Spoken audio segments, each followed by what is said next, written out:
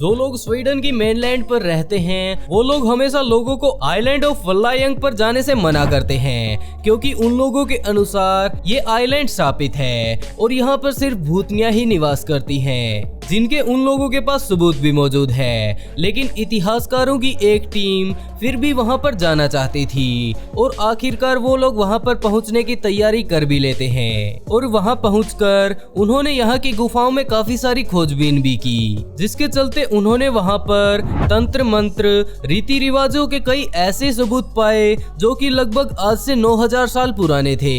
इसके साथ ही यहाँ पर गुफा में काफी सारे गड्ढे भी मौजूद थे, जिसके बारे में उन्होंने कुछ भी नहीं कहा। इन गुफाओं के ऊपर हजारों साल पुराना पत्थरों का एक स्ट्रक्चर मौजूद था। वहीं एक गुफा में तो एक थिएटर जैसा भी कुछ बना हुआ था। इतिहासकारों के अनुसार ये सभी पत्थर मेसोलिथिक स्टोन एज के थे।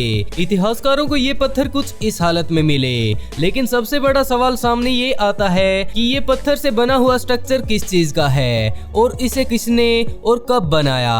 वो लोग भी इन चीजों को देखकर काफी ज्यादा चौंक गए।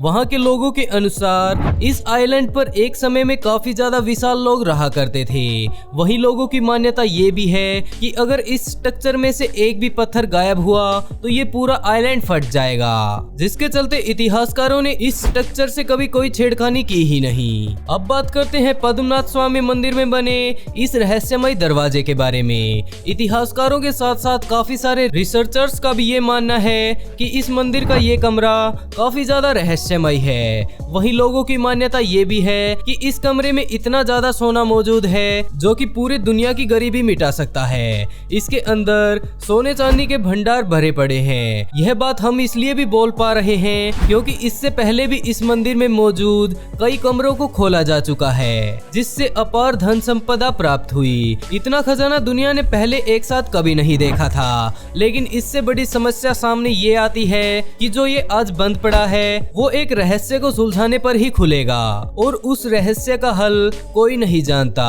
कहा जाता है कि इस दरवाजों को खोलने के लिए जोर जबरदस्ती अपनाई गई तो पूरी दुनिया में तबाही आ जाएगी। ये मंदिर भगवान विष्णु को समर्पित है और पुराने समय से ही ये मंदिर रहस्यों से घिरा हुआ है। इस मंदिर में कुल 6 कमरे बने हुए थे, जिनमें से 5 कमरों को तो खोल लिया गया, लेकिन एक कमरा अभी भी खोलना बाकी है, जहां बाकी 5 कमरों से बेशुमार खजाना निकाला जा चुका है। इसके बाद इतिहासकारों का मानना है कि इतना खजाना कुल इन 5 कमरों से नहीं निकला जितना कि इस अकेले कमरे से निकलेगा। दरवाजे पर बने बड़े बड़े 2 कोबरा सांप इसकी रक्षा करते हैं। पहली बार सन 1931 में इसे खोलने की कोशिश की गई, लेकिन उनके सामने अचानक से काफी सारे कोबरा सांप आ गए, जिसके बाद इसे दोबारा कभी खोलने की कोशिश ही नहीं की गई।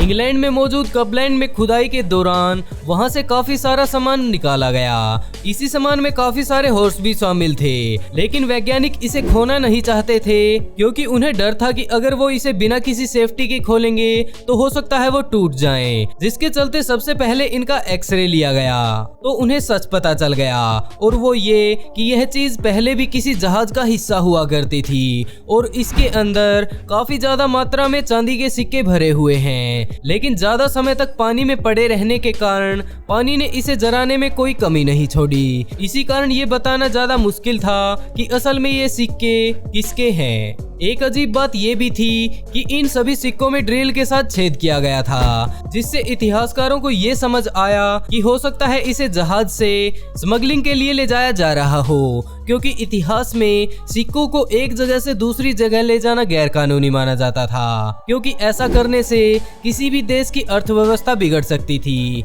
जिसके चलते लोगों ने सिक्कों को इस तरह छिपाकर इधर उधर ले जाना शुरू कर दिया।